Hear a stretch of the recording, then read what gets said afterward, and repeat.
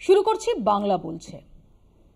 বাংলার মানচিত্র, দেশের মানচিত্রে কোথায় অবস্থিত, এই প্রশ্নটা কুইজেও খুব বেশি আসার কথা নয়। এতই সহজ সরল, সবার জানা একটা উত্তর। সেই বাংলার মানচিত্রই গেল বদলে, যেটাকে বলা যেতে পারে উধোর পিণ্ডি বুধোর ঘাড়ে। এবং সেটা যে কোনো জায়গায় নয়। National institution for transforming India, নীতি আয়োগ, যে নীতি আয়োগ দেশের শীর্ষ পাবলিক পলিসি থিঙ্ক ট্যাঙ্ক। এই যে আমরা ফেডারেল স্ট্রাকচারের কথা বলি, যুক্তরাষ্ট্রীয় কাঠামোর বিষয়, এই যে আমরা কেন্দ্রে বা বিভিন্ন রাজ্যে, দেশে বা বিভিন্ন রাজ্যে যে সমস্ত উন্নয়নমূলক কর্মসূচির কথা বলি, এই সমস্ত কিছুর টিকিটা বাঁধা আছে ওই নীতি আয়োগে। সেই নীতি আয়োগ পশ্চিমবঙ্গ নিয়ে একটা সামারি রিপোর্ট পাবলিশ করেছে। আর তার যে কাভার, সেই কাভারে এই ভ্রান্তি বিলাস। আজ সকালে আমরা দেখেছি সাকেত গোখলে, তৃণমূল কংগ্রেস সাংসদ, তিনি প্রথম পোস্ট করেন। এরপর শশী পাঁজা থেকে চন্দ্রিমা ভট্টাচার্য তাঁরা এই নিয়ে প্রতিবাদে সোচ্চার হন এবং ইতিমধ্যেই মুখ্যমন্ত্রী মমতা বন্দ্যোপাধ্যায় তিনি চিঠি দিয়েছেন নীতি আয়োগের ভাইস চেয়ারম্যানকে। অত্যন্ত ক্ষুব্ধ মুখ্যমন্ত্রী, তিনি গোটা রাজ্যের মানুষের যে অসন্তোষ সেটার কথা ব্যক্ত করেছেন এবং অবিলম্বে নীতি আয়োগকে এটা সংশোধন করার কথা এবং ক্ষমা চাওয়ার কথা বলেছেন। তার মতে এটা শুধুমাত্র একটা টেকনিক্যাল ত্রুটি নয়, এটা জাস্ট একটা প্রিন্টিং মিস্টেক, একটা এরর, এভাবে দেখা যায় না। এটা গোটা রাজ্যের মানুষের যে আবেগ, যে মর্যাদা, সেটাকে ক্ষুণ্ণ করেছে। এই নিয়ে আমরা আলোচনা করব। আর এর পাশাপাশি ওড়িশায় এই রাজ্যের শ্রমিকদের আবারও সেই একই ঘটনার পুনরাবৃত্তি, তাদের বাংলা বলার কোট আনকোট অপরাধে ডিটেইন করা হয়েছে বলে অভিযোগ। নদিয়ার শ্রমিক রয়েছেন তাতে, মহুয়া মৈত্র থেকে সামিরুল ইসলাম, তারা এটা নিয়ে প্রতিবাদে সোচ্চার হয়েছেন এবং তৃণমূল কংগ্রেসের অভিযোগ যে অন্তত 444 জন এ রাজ্যের শ্রমিককে ওড়িশায় আটক করা হয়েছে এবং সেটা এ রাজ্যের মুখ্য সচিব ওড়িশার মুখ্য সচিবকে গত সপ্তাহে চিঠি দেওয়ার পরও তার বদল হয়নি। এই সব নিয়ে আলোচনা করব। আমাদের সঙ্গে যারা উপস্থিত রয়েছেন তাদের সঙ্গে পরিচয় করিয়ে দিই। আমাদের সঙ্গে বিজেপির পক্ষ থেকে রয়েছেন অভ্র সেন, কংগ্রেসের পক্ষ থেকে অভিষেক ব্যানার্জি, আমাদের সঙ্গে কিছুক্ষণের মধ্যেই যোগ দেবেন তৃণমূল কংগ্রেসের পক্ষ থেকে অরূপ চক্রবর্তী এবং রয়েছেন রাজনৈতিক বিশ্লেষক সাংবাদিক সুমন ভট্টাচার্য। শুরুতে একবার দেখিয়ে নিই যে নীতি আয়োগের পশ্চিমবঙ্গ নিয়ে সামারি রিপোর্ট, সেই রিপোর্টে বাংলার মানচিত্র বিহারের জায়গায় এবং তাই নিয়ে তোলপাড়। দেখুন, বাংলাকে বিহার বানালো বিজেপি, বাংলা নিয়ে রিপোর্টে বিহারের ম্যাপ। নীতি আয়োগের রিপোর্ট নিয়ে বিভ্রান্তি চরমে, তীব্র নিন্দা করে ভাইস চেয়ারম্যানকে চিঠি মুখ্যমন্ত্রী। ব্যাখ্যা চেয়ে ক্ষমা প্রার্থনা দাবি করলেন মমতা। বাংলা নিয়ে ফুল রিপোর্ট, কিন্তু তার প্রথম পাতাতেই ম্যাপে দেখানো হয়েছে বিহারের জায়গা। খোদ নীতি আয়োগের রিপোর্টে এই বিভ্রান্তিকর ছবি, আর তাতেই চরম ক্ষুব্ধ রাজ্যের মুখ্যমন্ত্রী মমতা বন্দ্যোপাধ্যায়। বিষয়টি নিয়ে সরাসরি তিনি চিঠি লিখেছেন নীতি আয়োগের ভাইস চেয়ারম্যানকে। মমতা লিখেছেন, এটা নিছক ভুল নয়, বাংলার পরিচয় ও মর্যাদার প্রতি অবমাননা। নীতি আয়োগের প্রকাশনায় এমন ভুল আসলে রাজ্যগুলির প্রতি মর্যাদার অভাবকে স্পষ্ট করে। পশ্চিমবঙ্গ সরকার এর কড়া নিন্দা করেছে। কিভাবে এমন ভুল হলো তার ব্যাখ্যাও চাইছে। অবিলম্বে তারা ভুল শোধরা ও ক্ষমা চাক। ভবিষ্যতে যাতে এ ধরনের ভুল না হয় তার জন্য উপযুক্ত পদক্ষেপ নিন। নীতি আয়োগের রিপোর্টে এমন ভুলের কথা প্রথমে সামনে আনেন তৃণমূল কংগ্রেসের রাজ্যসভার সাংসদ সাকেত গোখলে। বিষয়টি নিয়ে সমাজ মাধ্যমে সোচ্চার হন দেবাংশু ভট্টাচার্য। এই নীতি আয়োগের ওয়েবসাইটে দেখা যাচ্ছে যে পশ্চিমবঙ্গকে বিহারের ম্যাপ দিয়ে দেখানো হচ্ছে। অর্থাৎ পশ্চিমবঙ্গের তথ্য দেখতে গেলে আপনাকে পশ্চিমবঙ্গের জায়গায় বিহারের ম্যাপ দেখানো হচ্ছে। 2021 সালে একটা স্লোগান তৈরি করেছিলাম, খেলা হবে। তার 4টে লাইন ছিল, আমার মাটি সইবে না, ইউপি বিহার হইবে না, বাংলা আমার বাংলার হবে, বন্ধু আবার খেলা হবে।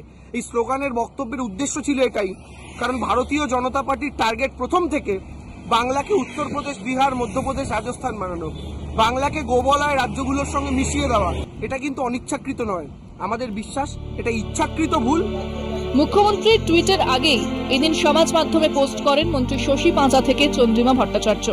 তাদের সাফ কথা, বিজেপি বাংলাকে কোন চোখে দেখে তা এই ছবি থেকেই স্পষ্ট।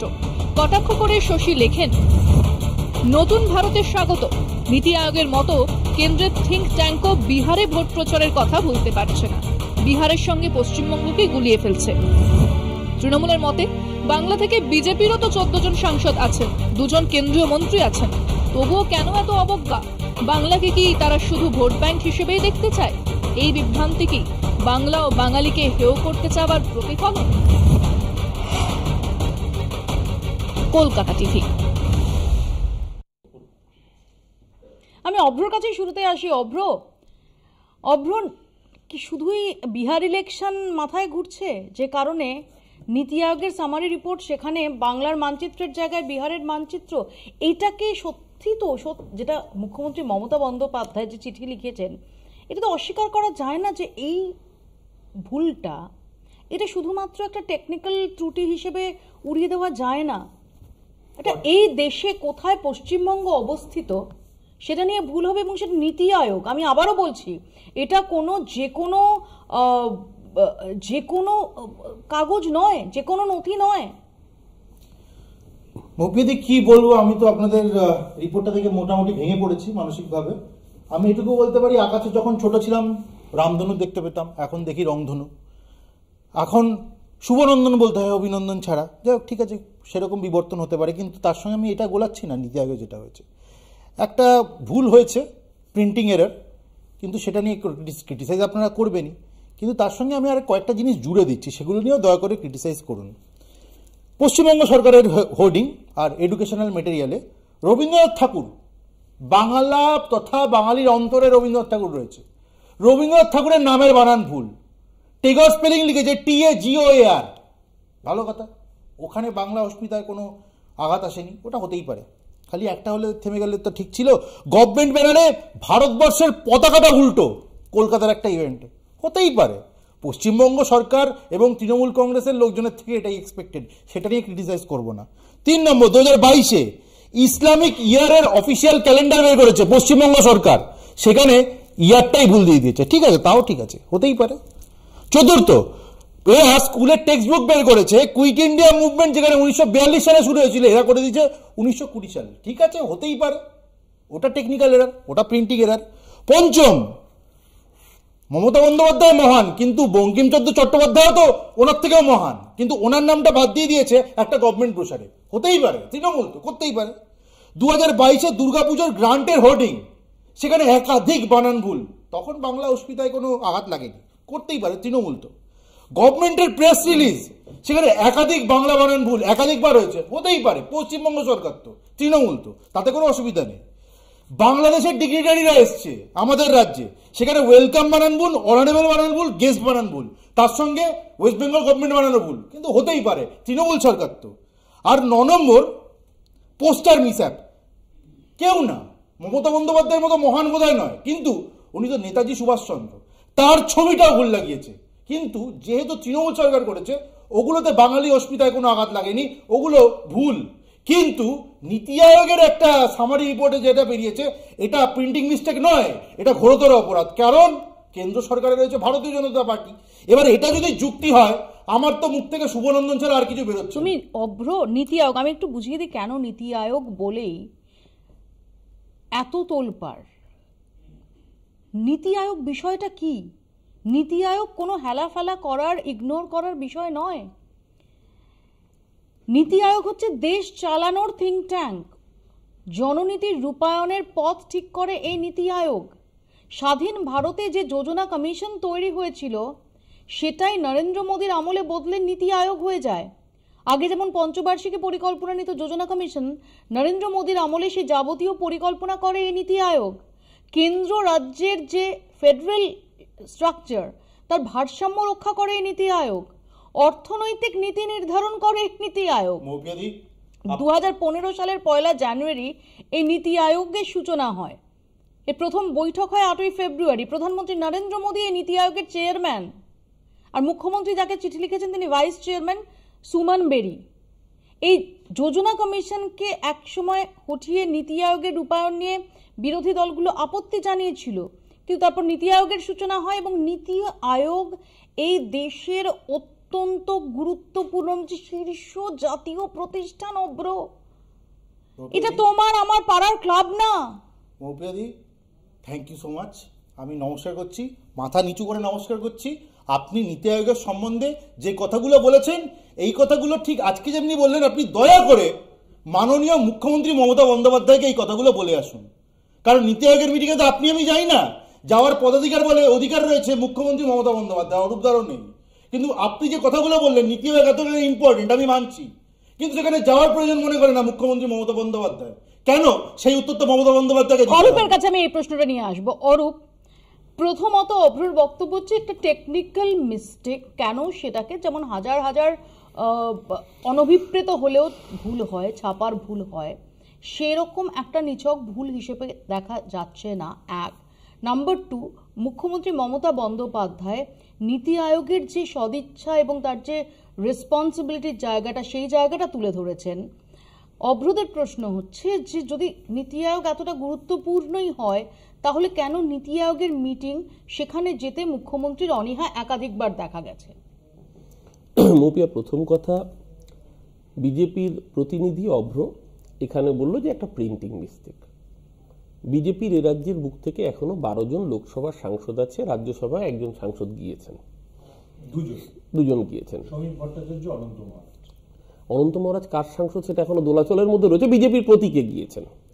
তো 77 জন এমএলএ নিয়ে এসেছিল, এখন কজন এমএলএ আমি জানি না, মোটামুটি কম বেশি 60। একজন বিধায়ক বা একজন সাংসদ যারা আইন প্রণেতা, তারা কেউ একটি বারের জন্য সকাল থেকে বলেছেন যে এইটা হওয়া উচিত হয়নি পশ্চিমবাংলার আমি একজন জনপ্রতিনিধি? একজন সাংসদ, একজন বিধায়ক যদি বলে থাকেন, আমি আমার প্রতিটি কথা উইথড্র করে নেব। অথচ বৌপিয়া দেখবেন, এটা হচ্ছে সেই মানসিকতারই প্রতিফলন, যেই মানসিকতা আসলে বাংলাকে দীর্ঘদিন ধরে গো বলয়ের অন্তর্ভুক্ত করতে চায়, যেই মানসিকতা আসলে বাঙালির ওপর হিন্দির দাসত্বকে চাপিয়ে দিতে চায়। তার জন্যই বিহারের ম্যাপকে বাংলা করে দেখানো হয়। নীতি আয়োগ, তোমার মনে হয় যেটা খুব ডেলিবারেট, খুব এই যে গো বলয়ের, আমি আবারও বলছি,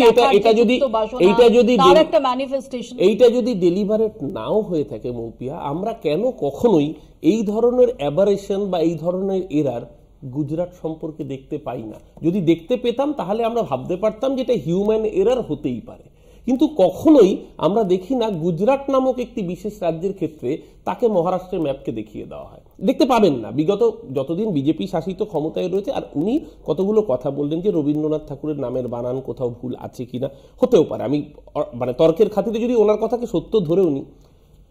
মানসিকতা হচ্ছে এটাই। অমিত শাহ একবার এসে একটি মূর্তিতে মালা দিয়েছিলেন, যেহেতু অমিত শাহ মালা দিয়েছিলেন তাই জন্য ওটাই বিরসা মুন্ডার মূর্তি হতে হবে, কারণ অমিত শাহ মালা দিয়েছে। এটা হচ্ছে সেই মাইন্ডসেট যে আমি যেটা বলছি সেটাই শেষ কথা। বিদ্যাসাগরের মূর্তি যারা ভাঙে বিদ্যাসাগর কলেজের বুকে, যারা বিদ্যাসাগরকে চেনে না, যারা বাঙালির সংস্কৃতিকে চেনে না, এবং তারাই ওই আপকি বার ট্রাম্প সরকার বলার পর যখন ওই ট্রাম্প সাহেবকে এখানে নিয়ে এসে স্টেডিয়ামের মধ্যে সম্বর্ধনার আয়োজন করেন, দেশের প্রধানমন্ত্রী যেখানে বসে থাকেন, ওখানে স্বামী বিবেকানন্দের নাম যখন বিবেকামুন্নন উচ্চারণ করেন, প্রতিবাদ করবার মেরুদণ্ডটুকু থাকে না। আমি তো বলছি অভ্রর কথাগুলো, আমি সব কথাগুলোকে মেনে নিতে পারতাম যদি এ রাজ্যের থেকে নির্বাচিত একজন ব্যক্তিও, সকাল থেকে এখন সন্ধ্যে 7টা বেজে গেছে, তোমার শো বাংলা বলছে চলছে, যদি এর মধ্যে একটি এক্সাম্পলও দেখাতে পারো, তোমাদের ক্যামেরাম্যানরা সারা বাংলা জুড়ে রয়েছে, ঘুরছে প্রতিনিধিরা, একটি সাংসদ, একটি বিধায়কও এই ঘটনার তীব্র নিন্দা করে বলেছে এটা আমাদের বাংলার অপরাধ। ওয়ান লাইনার, সবচেয়ে বড় কথা, এই যোজনা commission, planning commission Netaji Subhas Chandra বসুর হাতে তৈরি। নেতাজি সুভাষচন্দ্র বসুর মতো যুগনায়ক, দূরদর্শী সম্পন্ন নেতারা অনুধাবন করতে পেরেছিলেন যে ভারতবর্ষের মতো উন্নয়নশীল রাষ্ট্রে এর ভূমিকা কতটা গুরুত্বপূর্ণ। সেটাকে যেদিন কুঠারাঘাত করে ভেঙে দেওয়া হয়, সেটাকে প্ল্যানিং কমিশনের কথা বলাই হচ্ছে না। অভ্র, তোমার বলার সময় বলিনি, এটা বেসিক ভদ্রতা। তুমি ভালো ছেলে, পড়াশোনা করা শিক্ষিত ছেলে, আমি আশা করবো যুক্তিটা তুমিও মানবে, তোমার যুক্তি থাকলে তুমি নিশ্চয়ই বলবে। সেই জায়গায় দাঁড়িয়ে প্রথম দিন মেরুদণ্ডটা ভেঙে দেওয়া হয়েছিল সেই দিনই, এবং সেটা ছিল প্রথম বাঙালি অস্মিতার অপমান, যেদিন নেতাজি সুভাষচন্দ্র বসুর তৈরি করা যোজনা কমিশনকে ধ্বংস করে নীতি আয়োগ তৈরি করা হয়েছিল। আর আজকে নীতি আয়োগকে সামনে রেখে খুরোর কল দেখিয়ে প্রতিবার বাংলাকে অর্থনৈতিকভাবে বঞ্চনা করা, এবার তো সরাসরি লোকে সারা ভারতবর্ষের মানুষ চোখের সামনে দেখছে একটা রাজ্যের মানচিত্র। আমি অরূপ দুজনের কাছে আসবো, আমি তার আগে অভিষেকের কাছে আসি। অভিষেক, কি মনে হয় যে সত্যি কি এটা নিয়ে এত ভাবনার এবং এর নেপথ্যে কোনো অভিসন্ধি রয়েছে? অভিসন্ধি যদি নাও থাকে, দীর্ঘদিনের একটা অভিপ্রায় চাপিয়ে দেওয়া, হাই হ্যান্ডেডনেস, তার একটা প্রতিচ্ছবি দেখা যাচ্ছে, এরকম ভাবে ধরা জায়গা আছে, নাকি এটা জাস্ট একটা মিস্টেক, অনভিপ্রেত বাট জাস্ট মিস্টেক এই হিসেবে ধরা যায়? দেখো, প্রথম কথা হচ্ছে, এটা যদি ডেলিবারেট না হয়ে ক্যাজুয়াল বা কেয়ারলেসনেসের জন্য হয়ে থাকে, তাহলেও যে ভদ্রলোক বা যে গোষ্ঠীর জন্য এটা হয়েছে তাদের একটা শোকজ নোটিশ হওয়া উচিত, বা তাদেরকে, কারণ এটা কিন্তু মানে আমার ক্লাস 5-এর মেয়ের হোমওয়ার্কের খাতা নয়। ক্লাস 5-এর মেয়ের হোমওয়ার্কের ম্যাপ পয়েন্টিং এ ভুল করলেও তাকে কান ধরে রাস্তায় দাঁড় করিয়ে দেওয়া হবে। এখানে নীতি আয়োগের একটা স্ট্যাটাস রিপোর্টে হয়েছে, বাট এটা কি প্রথম যে রাজ্যের রিপোর্ট, সেই রাজ্যের মানচিত্রটাই বদলে দেওয়া? ঠিক। এবার আমার তোমার ট্যাক্সের পয়সায় যারা ওখানে বসে রয়েছে তাদের যদি এইটুকু যোগ্যতা না থাকে, তাহলে তো তাদের অবশ্যই অ্যাপ্রেজাল করা উচিত। কিন্তু যে বাঙালি অস্মিতা নিয়ে আমরা এতক্ষণ ধরে একটা কুটকাচালি শুনলাম, এটা প্রথমবার শুনছি নাকি? 9 ডিসেম্বর 2020 জেপি নাড্ডা বলেছিলেন রবি ঠাকুরের জন্মস্থান হচ্ছে বিশ্বভারতী। ব্যতিক্রমী নয়। কৈলাস বিজয়বর্গীয় সেই বিখ্যাত উক্তি যে আমি আমার বাড়িতে কর্মরত শ্রমিকদের চিড়ে খাওয়া দেখে বুঝে গেছিলাম যে ওরা হচ্ছে বাংলাদেশি অনুপ্রবেশকারী। এবার তোমার যদি টাইপ কাস্টিংটা প্রোটোটাইপ হয়ে থেকে যায় মাথায়, তুমি তো এখান থেকে বেরোতে পারবে না। নীতি আয়োগের ম্যাপ বিভ্রাট বলো, বাংলা শ্রমিকদের বাংলাদেশি আখ্যা দেওয়া বলো, বা দিনহাটা এনআরসি ইস্যু বলো, সবকটা বক্তব্য সঙ্গত। কিন্তু দুর্ভাগ্যটা কোথায় বলো তো? এই যে কেন্দ্রীয় সরকারের একচোখা নীতিগুলোর বিরুদ্ধে যখন মানে অবিজেপি দলগুলো একজোট হওয়ার চেষ্টা করছে, আজকে সেটাকে মাথায় রাখলে দেখা যাবে যে বিহারে আজকে রাহুল গান্ধী রাস্তায় নেমেছেন, চাক্কা জ্যাম করেছেন। কিসের বিরুদ্ধে? শ্রম কোডগুলোর বিরুদ্ধে।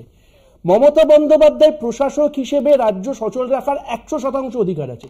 তৃণমূল কংগ্রেস এজ এ দল কি করে এটা বিরোধিতা করছে আমি বুঝলাম না। তৃণমূল কংগ্রেস কি এই শ্রম কোডগুলো সমর্থন করছে? দল আর প্রশাসন কিন্তু এক নয়। যদি আমরা এই মুহূর্তে দাঁড়িয়ে শ্রম কোড বা আজকে আলোচনা করছি না, আমি জাস্ট মোডাস অপারেন্ডিটা বোঝার চেষ্টা করছি। আমার বক্তব্যটা খুব সিম্পল। একজন প্রশাসক হিসেবে, একজন প্রশাসনিক প্রধান হিসেবে তিনি অবশ্যই চাইবেন যাতে সিস্টেম চালু থাকে।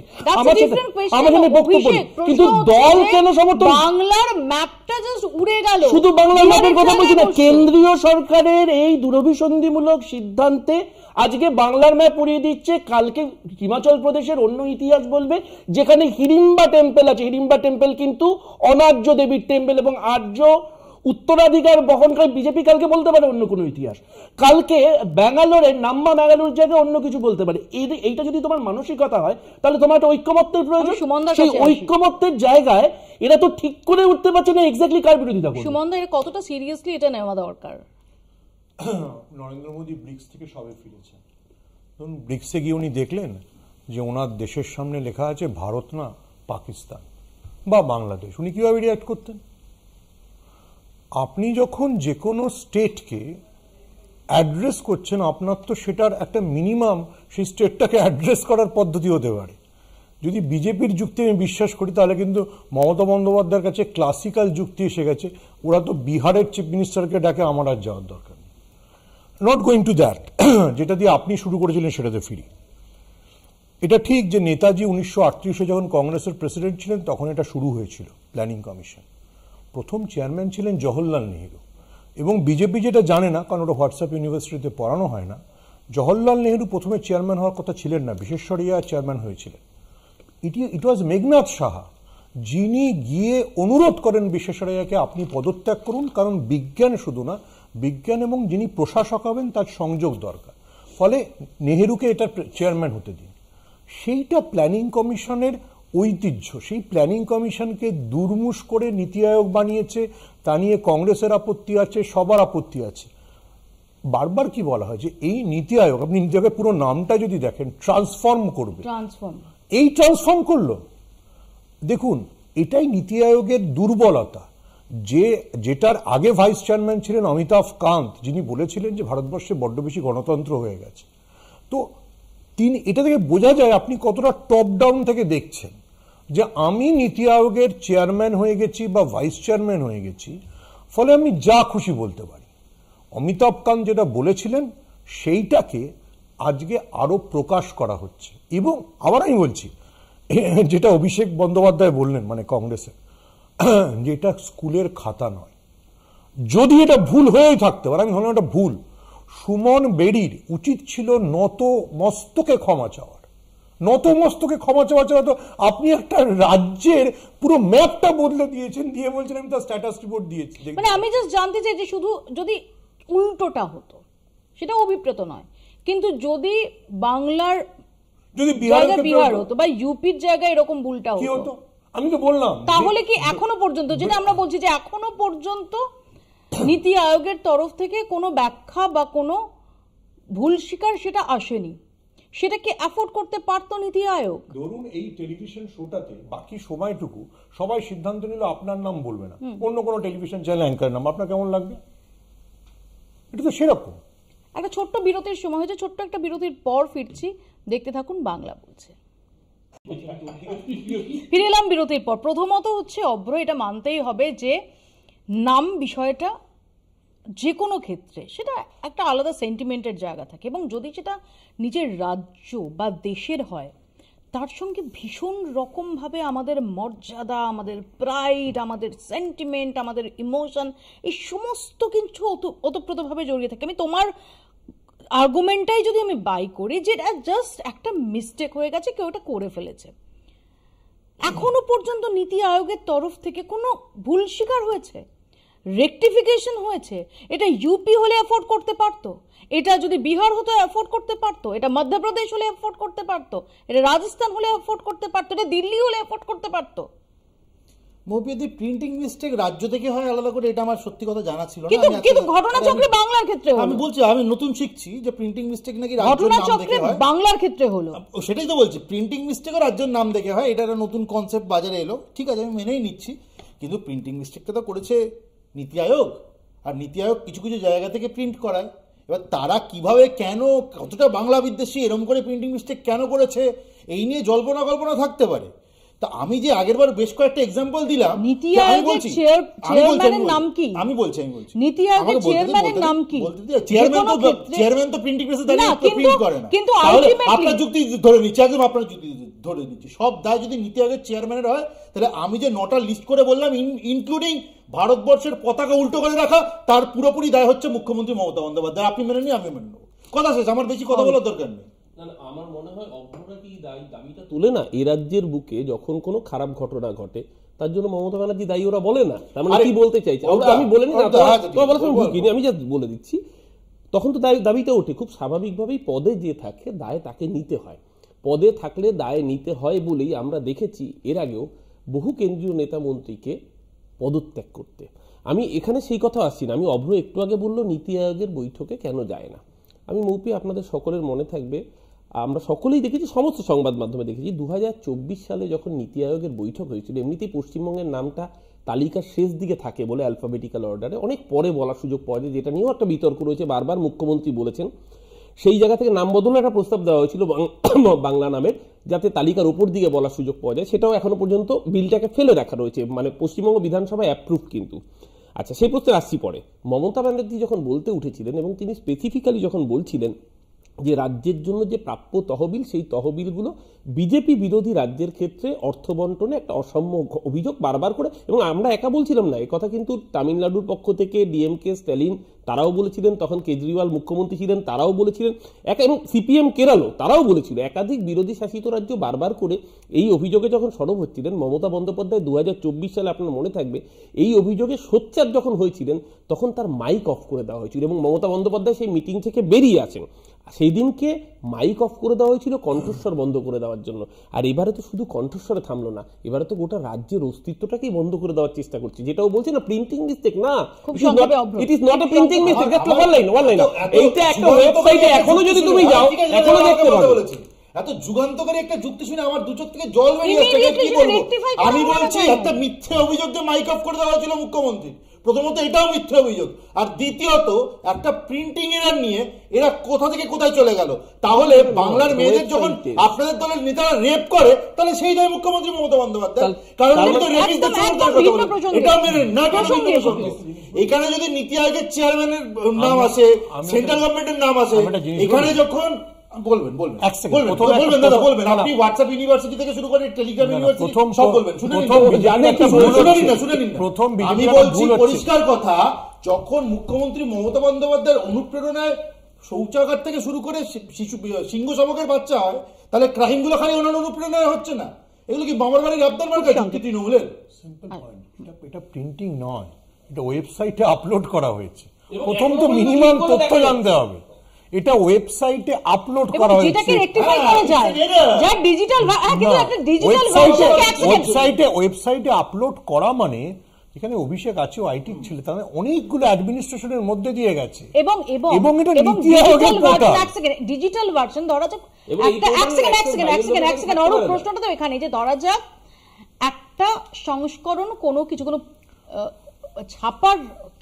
ছাপার অক্ষরে কোনো নথি বা কোনো ম্যাগাজিন বা কোনো জার্নাল বা কোনো ডকুমেন্ট সেটা বেরোলো বা খবরের কাগজ, সেটাকে রেকটিফাই করা সহজ কাজ নয়। কিন্তু ডিজিটাল ভার্সন সেটাকে তার মানে এটা প্রায়োরিটি না, সারা দিন কেটে গেছে, রেকটিফাই করা যেত না। আপনি এতগুলো প্রিন্টে it takes a number of steps, আমি মানছি। ঠিক তেমনি ভাবে ডিজিটাল যখন পাবলিশিং হয়, that is also a number of steps. যারা জানে না, যারা হোয়াটসঅ্যাপ ইউনিভার্সিটিকে তারা এইসব ধরনের কথা বলতে না। কেন রেকটিফাই নিশ্চয়ই করতে হবে, নিশ্চয়ই করবে। আপনি জিজ্ঞেস করুন নীতি আয়োগের কনসার্ন পার্সনদেরকে, অসুবিধা নেই তাতে আমাদের কোনো। কিন্তু এটা নিয়ে ওই বাতাঙ্গার বানানো আর একটা ভুল দিকে চালনা করার মধ্যে তফাৎ আছে। অভিষেক যদি সত্যি এটা বাংলার মর্যাদার জন্যই হানিকর হয়ে থাকে, অসম্মানজনক হয়ে থাকে, এখনো পর্যন্ত যেভাবে তৃণমূল কংগ্রেসের তরফ থেকে এটা নিয়ে সুর চড়ানো হচ্ছে, কংগ্রেসের তরফ থেকে তো আমরা দেখতে পাইনি। অবশ্যই কংগ্রেসের তরফ থেকে মানে আমরা আমাদের ব্যক্তিগত উদ্যোগে আমরা এই জিনিসটা অবশ্যই এগুলো তুলেছি, কিন্তু তার আগে আমাদের সাংসদ টুইট করেছেন বা পোস্ট করেছেন Isha Khan Chowdhury, I am not aware of it, তবে সম্ভবত উনি যদি না করে থাকেন অবশ্যই করবেন। আমি তার আগে যে বক্তব্যগুলো নিয়ে আলোচনা হচ্ছিল, সেটা হচ্ছে যে কি কি ভ্যালিডেশন স্টেপ থাকে একটা ডকুমেন্ট আপডেট করবার আগে। তাহলে যদি সেই ভ্যালিডেশন স্টেপগুলো না ফলো করা হয়ে থাকে, তাহলে বুঝতে হবে যে নীতি আয়োগ ব্যাপারটাকে সিরিয়াসলি নিচ্ছে না। নীতি আয়োগ যে আমার নীতি নির্ধারণ করবার কথা, সে যদি ম্যাপ নিয়ে ছেলে খেলা করে, আমি আবার বললাম ক্লাস 5-এর ম্যাপ পয়েন্টিং এ যদি ম্যাপ পয়েন্টিং ভুল হয়ে থাকে, ক্লাসের বাইরে বার করে দেওয়া হয়। সকালবেলা থেকে এখন অব্দি কোনো অ্যাপোলজি লেটার আমি এখনো দেখিনি।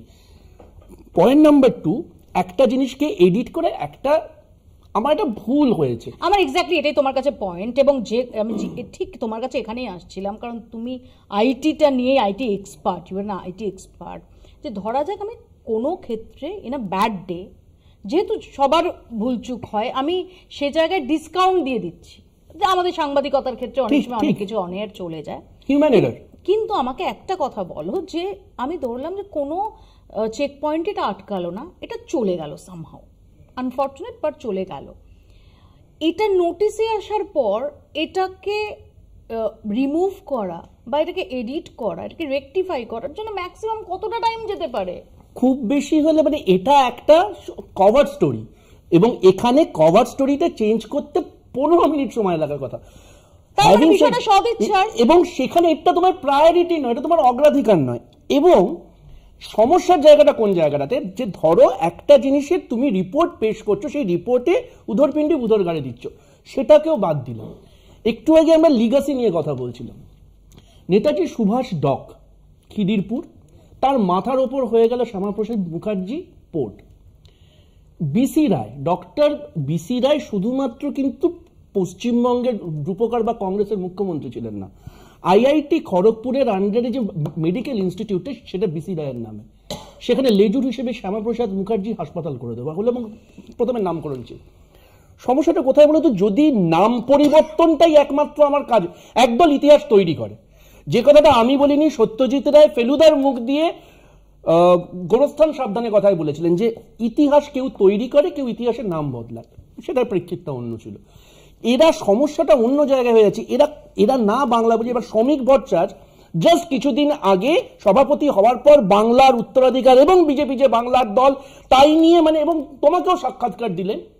আমি শ্রমিক বাবু, আমি আর কারোর কাছে এক্সপেক্ট করি না, শুভেন্দু অধিকারীর কাছে এক্সপেক্ট করি না, আমি দিলীপ ঘোষের কাছে এক্সপেক্ট করি না, যিনি কথায় কথায় বাংলার কবিদের কবিতা কোট করার মতো অরা রাখতে পারেন, সেই সভাপতি শক্তি চট্টোপাধ্যায় এক্স্যাক্টলি সেই সভাপতি গত 8 ঘন্টায় বাংলা বাঙালির উত্তরাধিকার নিয়ে কথা হচ্ছে, একটা কথা বলতে পারলেন? এবার শ্রমিক ভট্টাচার্যের অগ্রাধিকার অভিষেক যেটা বলছে আমি ওর সাথে একটা পয়েন্ট অ্যাড করছি। অ্যাকচুয়ালি এখানে কিছু টেমপ্লেট থাকে, মানে প্রত্যেকটা রাজ্যের জন্য একটা করে টেমপ্লেট থাকবে। আপনি যখন ক্লিক করবেন সেই পার্টিকুলার চ্যাপ্টারে, সেই টেমপ্লেটটা আপনার ওপেন হবে। এটা যে কোনো সফটওয়্যার ডিজাইনে বেসিক টুল। আমার একটাই জিনিস জানতে ইচ্ছে করছে, আজকে ধরুন ওয়েস্ট বেঙ্গল ক্লিক করলে বিহারের ম্যাপটা দেখাচ্ছে, আপনি যদি বিহার ক্লিক করেন তাহলে কি ওয়েস্ট বেঙ্গলের ম্যাপ দেখাচ্ছে? না। আমার বক্তব্যটা এখানেই যে বিহারের বেলা যারা করছে তারা টেমপ্লেটটা যথেষ্ট সাবধান এবং সতর্কতার সাথে করছে, সেই সচেতনতা পশ্চিমবঙ্গের বেলা হারিয়ে যাওয়াটাকে ডেলিভারেট ধরবো না আমরা। বাংলা কি টেকেন ফর গ্রান্টেড? আর গেট কিপিং নিয়ে বড় বড় ডায়লগ শুনছিলাম। আমার খালি একটা ছোট্ট প্রশ্ন আছে, ধরুন একটা ডিজিটাল কপি তৈরি হলো, সেটা হোর্ডিং হিসাবে প্রিন্ট হলো, অন্য দাঁড়া শুনুন না, সেটা প্রিন্ট হলো, অন্য লোকজন প্রিন্ট করলো, তারপর আবার লাগালো অন্য লোকজন, স্টেজ রিহার্সাল হবে, তাহলে সেখানে অন্য লোকজন ইনভলভ, তারপর ওটা সরকারি ইভেন্ট হবে। এরম ইভেন্টে ভারতবর্ষের পতাকা একাধিকবার উল্টো করে দিয়েছে এই পশ্চিমবঙ্গ সরকার। তখন এরকম কথা শুনেছেন? এই বড় বড় ডায়লগ শুনেছেন? এত বিশ্বের জ্ঞান শুনেছেন? শোনেন, বিশ্বের জ্ঞান শুনবেন আপনি এইসব ব্যাপারে। আমার বক্তব্য এই জায়গাটাতে। আর একটা কথা, নামকরণ নিয়ে কংগ্রেসের থেকে আমি শুনবো, জায়গায় জায়গায় নিজেদের নেতা নেত্রীদের নাম ভরিয়ে দিয়েছেন জিনিসপত্রের নাম দিয়ে। এই নামকরণ নিয়ে দয়া করে আপনারা কথা বলবেন না। আরেকটা কথা বলি, আপনারা তো সব জানেন,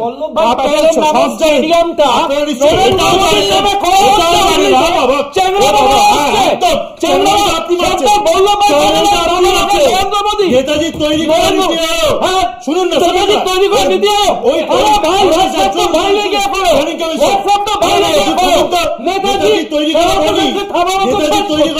ঠিক আছে, উন্মাদনা হচ্ছে অনেক।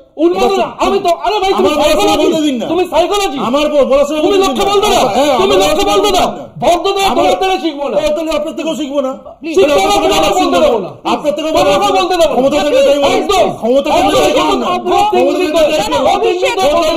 সবকিছুর নাম নিজেদের নেতৃত্বের নামে রেখেছেন, তারপর ডায়লগ দিচ্ছেন, লজ্জা করে না? নামকরণের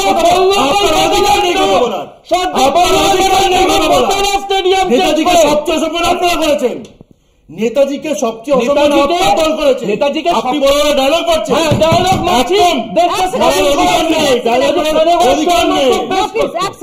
কি কানের গড়ায় কি কাকে নেতাজির কানের গড়ায় চড় মারবেন? কি বলছেন? পরিষ্কার করে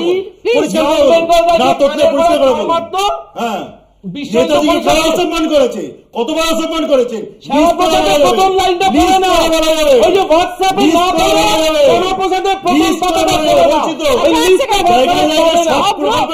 নিজেদের নেতা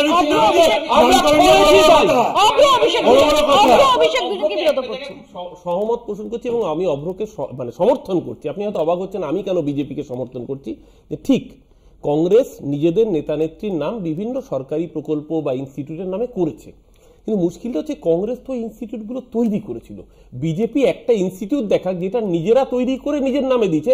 বিজেপি যেটা করেছে বিগত 11 বছর ধরে, আমি তোমার বলার সময় একটা শব্দ বলিনি প্লিজ। বিজেপি বরং যেটা করেছে কংগ্রেসের তৈরি করা ইনস্টিটিউট গুলো হয় বেচে দিয়েছে বেসরকারি হাতে, নইলে তাদের নাম বদল করে নামটা নতুন নামে করেছে বিজেপির পছন্দ মতো নাম অনুযায়ী। পার্থক্যটা এখানে যে বলছে না হোয়াটস ইন এ নেম, ওই শেক্সপিয়ারের রোমিও জুলিয়েটের সেকেন্ড সেগমেন্টের মতো হোয়াটস ইন সত্যি সত্যি নামে কি যায় আসে? নামে তো যায় আসে। আজকে দেশের প্রধানমন্ত্রীর নাম আমার মনে হতেই পারে মমতা ব্যানার্জি হলে আমার সবচেয়ে ভালো লাগবে, তাহলে আমি আজকে থেকে দেশের প্রধানমন্ত্রীর নাম ঘোষণা করে দিচ্ছি নরেন্দ্র মোদীর বদলে মমতা ব্যানার্জি। কিন্তু না, সমস্ত কিছু একটা প্রোটোকল আছে, ফরম্যাট আছে। ও যেটা বারবার করে বলছে একটা print out, it is not a matter of print out. এইটা পার্টিকুলার আজকে এই পোর্টাল নীতি আয়োগ এমন একটা পোর্টাল যেটার মাথার উপর দেশের প্রধানমন্ত্রী আছেন মৌপিয়া। এবং এখানে প্রশ্নটা এখানে যে এখনো পর্যন্ত কেন নীতি আয়োগ এত প্রতিবাদের পরও এখনো একটা রিমাইন্ডার দিয়েছে, একটা প্রেস অ্যাপোলজি লেটার দিয়ে দিত, এটাকে রেকটিফাই করা হলো না? এই প্রশ্ন তো রয়েই যায়। আর এর পাশাপাশি কেন এই বিতর্ক এতটা দানা বাঁধছে? আমরা সাম্প্রতিক একাধিক আমরা বাংলা বলছেতেও এ নিয়ে আলোচনা করেছি যে এই রাজ্যের শ্রমিক অন্য রাজ্যে ঘটনাচক্রে, মূলত বিজেপি শাসিত রাজ্যে, সেখানে গিয়ে বাংলাদেশি হিসেবে ট্রিটেড হচ্ছেন। শুধু তাই না, তো বাংলাদেশি ভাবলেও না হয় ধরে নেওয়া যেত, বিপদ থাকতো না, কিন্তু বড় বিপদ হচ্ছে, তাদের ডিটেইন করা হচ্ছে। আমরা দেখেছি পুশব্যাক করার মতো ঘটনা ঘটেছে, যাদের পরে আবার ফিরিয়ে আনা হয়েছে। আর এবার ওড়িশায় আমরা ওড়িশার মুখ্য সচিবকে, এ রাজ্যের মুখ্য সচিব চিঠি দেওয়ার পরও এখনো নদিয়া থেকে শুরু করে বিভিন্ন জায়গার বহু শ্রমিক, যেটা তৃণমূল কংগ্রেস যে অভিযোগ করছে যে 444 জন শ্রমিক তাদের বেআইনিভাবে ডিটেইন করে রাখা হয়েছে। দেখুন, বাংলা বলায় বাংলাদেশি সন্দেহে ফের আটক। বিজেপি শাসিত ওড়িশায় আটক 39 জন বাঙালি।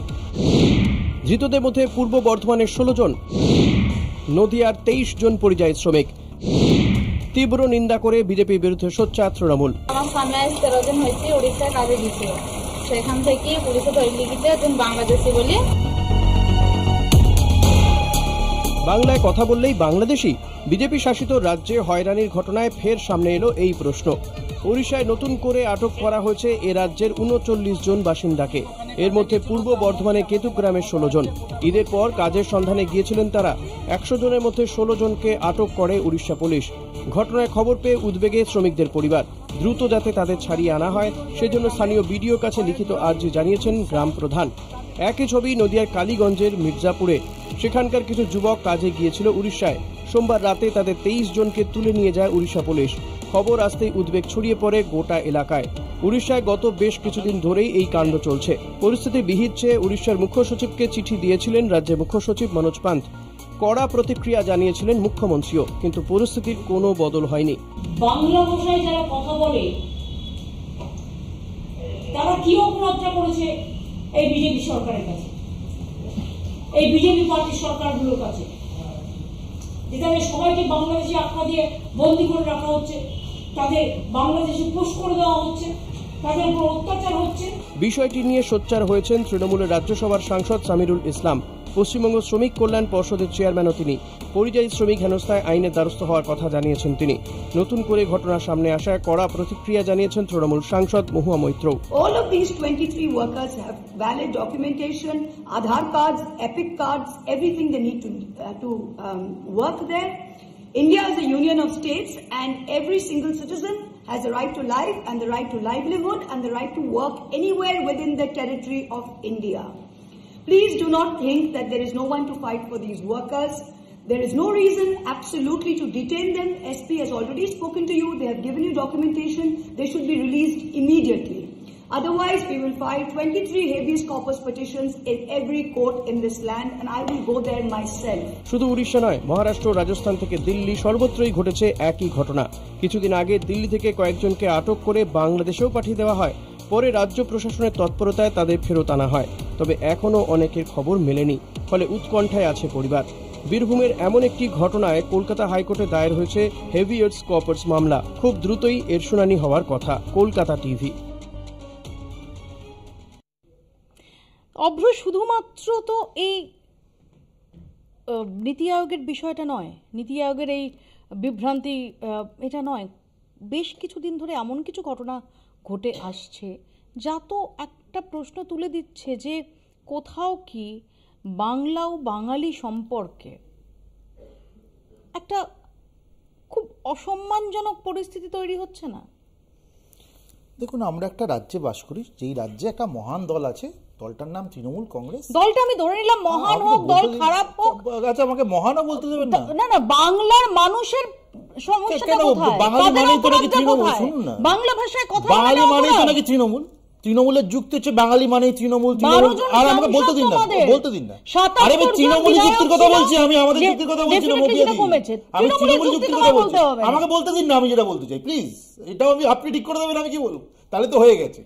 তাহলে আমি তৃণমূল মুখপাত্র করে দেবো তোমার নামের তলায়। যা খুশি করুন, আমাকে আমারটা বলতে তো দিন এটলিস্ট। আমি বলছি তৃণমূলের বক্তব্য, আরে অরূপদা তুমিও চাও বিজেপিতে আসতে, সেটা তো এরকম চাওয়ার কোনো শেষ আছে? আমরা জানি ভালো লাগে আমার তৃণমূলে বক্তব্য আসলে তুমি জায়গা পাবে। আচ্ছা ঠিক আছে, শোন না, আমি ছিল তোমার ভালো কথা ছিল তো, ঠিক আছে, একরকমের ছিল শোনো না, ভুল হয়ে গেছে আমার।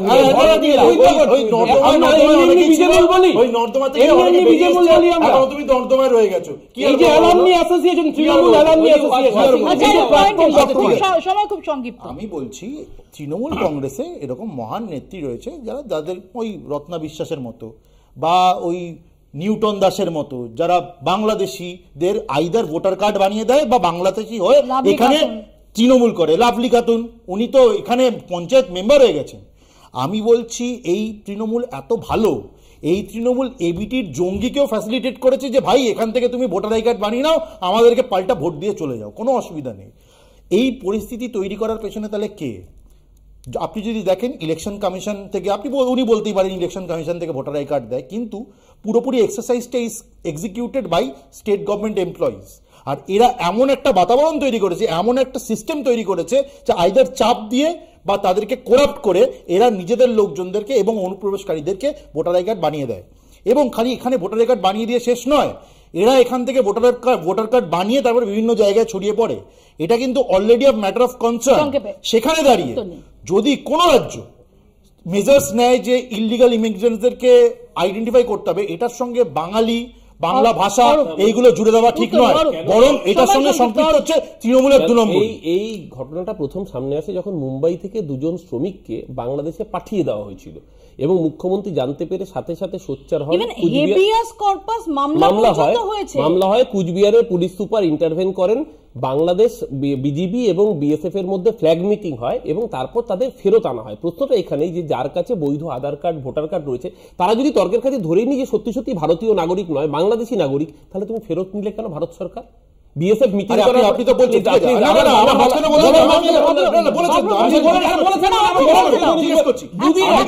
আপনারা কি এই রত্না বিশ্বাস মডেলটা চালাবে?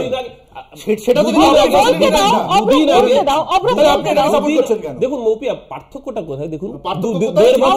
1.5 বছর আগে উড়িষ্যাতে কিন্তু বাঙালি শ্রমিকদের উপর এরকম অত্যাচার হয়নি। কেন জানেন? 1.5 বছর আগে উড়িষ্যাতে যে সরকার ছিল সে বাঙালি বিরোধী সরকার ছিল না, নবীন পট্টনায়ক আমাদের দল নয়। মানে বছরের মধ্যে যখন বিজেপি ক্ষমতায় বাংলাদেশের ভোটার কার্ড বানিয়ে দেবে, সেটা কথা বলতে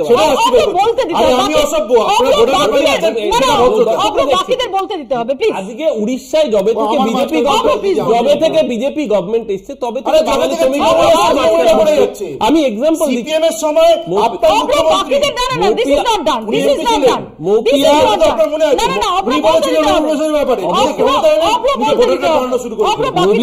আমি স্পেসিফিক একটা লাইন বলছি। উত্তম কুমার ব্রজবাসী কুচবিহারের বাসিন্দা, সারা জীবনে সে কুচবিহার জেলার পশ্চিমবঙ্গের বাইরে কোথাও যায়নি। তার 2008 সালে ভোটার লিস্টের নাম আছে, 2020 সালের নাম আছে এবং তার বাবার 1966 সালে ইলেকটোরাল রোলের নাম আছে।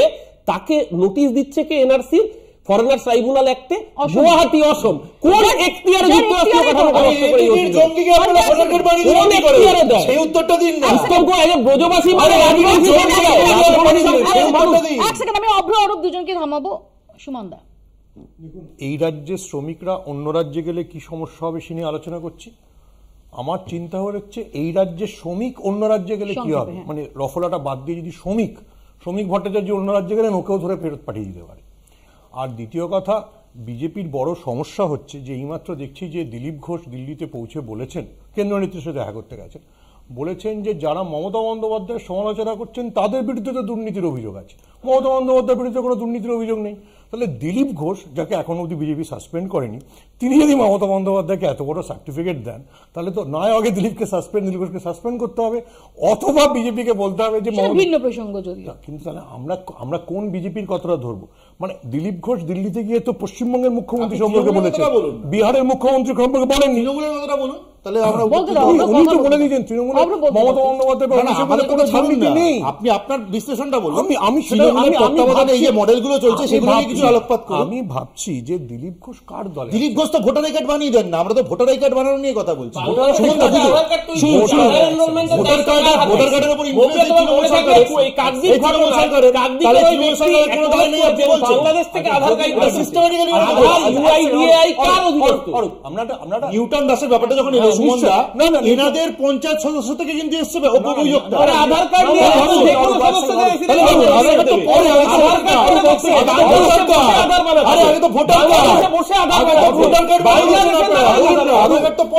এটাকে তৃণমূল বিজেপি ঠিক নিউটন দাসের নাম ঢোকা যদি পশ্চিমবঙ্গ সরকারের দোষ হয়, তাহলে মহারাষ্ট্রে 2024 মে থেকে নভেম্বরের মধ্যে যে 34 লাখ লোকের নাম ঢুকেছিল সেটা কার দোষ? কোন সরকার? নিউটন দাস কি বাংলাদেশি? ওই ভোটাররা করতে এসেছিল, ওই ভোটাররা করতে এসেছিল, ওই ভোটাররা করতে এসেছিল। প্রথম কথা, সুপ্রিম কোর্টের একটা অসম্ভব সুন্দর বক্তব্য আছে যে ভারতবর্ষটা ধর্মশালা নয়, সবার জন্য এখানে থাকবার অধিকার নেই, এবং এটা সুপ্রিম কোর্ট একটা অবজারভেশনে বলেছে, সেটা অবশ্য তামিল ইমিগ্রেন্টদের ক্ষেত্রে বলেছিল। হ্যাভিং সেড দ্যাট, সেটা ভারতবর্ষের সংবিধান অনুযায়ী কোনো বৈধ নাগরিককে অন্য দেশে পাঠাতে পারে না। আচ্ছা, কিরণ গুপ্ত ভার্সেস স্টেট অফ বিহারের 2020 সালের একটা কেস আছে। নেপালি নাগরিক হওয়া সত্ত্বেও তিনি বিহারে মুখিয়া হিসেবে ইলেক্টেড হয়েছিলেন। তার এগেনস্টে সুপ্রিম কোর্ট ইলেকশন কমিশনকে বলছে যে ইলেকশন কমিশন কি টুটো জগন্নাথ? এটা আমার বক্তব্য নয়। এছাড়াও আমরা জানি যে বিআরএস এর একজন সাংসদ এবং এমএলএ অন্য দেশের নাগরিকত্ব, জার্মান নাগরিকত্ব থাকার দরুন তার সেই জিনিসগুলো, তার লেজিসলেশন বাতিল হয়েছে। রাহুল ভিঞ্চিরও নাকি অনেক কিছু রয়েছে। স্বপ্নের কথা স্বপ্নে আলোচনা করা যাবে। আপনার নেতা রাহুল ভিঞ্চি, যে ভদ্রলোক নাকি মারা গেছে, যে ভদ্রলোক নাকি মারা গেছে, দেখতে যাই ও এক্স্যাক্টলি কুড়িয়ে সুপ্রিম কোর্ট হাইকোর্ট বলছে, সুপ্রিম কোর্টে ভারতবর্ষ, সুপ্রিম কোর্টে মামলা চলছে, রাহুল ভিঞ্চিকে মামলা চলছে। এবার বাংলাদেশি বলতে বিজয়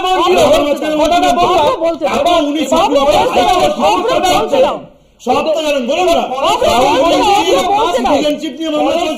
সমস্যা হচ্ছে যে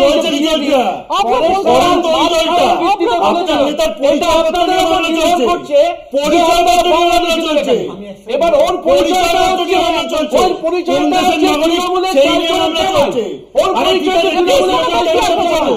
আবার আপনারা সর্বোচ্চ নেতা পরিষ্কার ইন্ডিয়ান কি সেই নিয়ে মনে চলছে।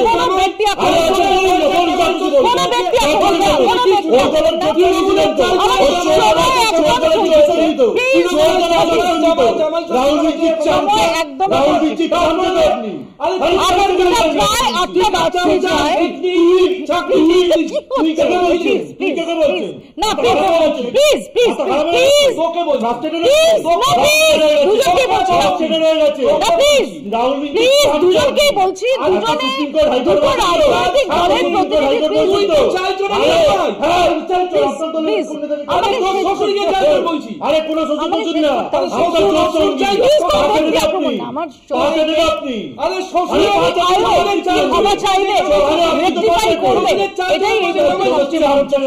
শেষ করতে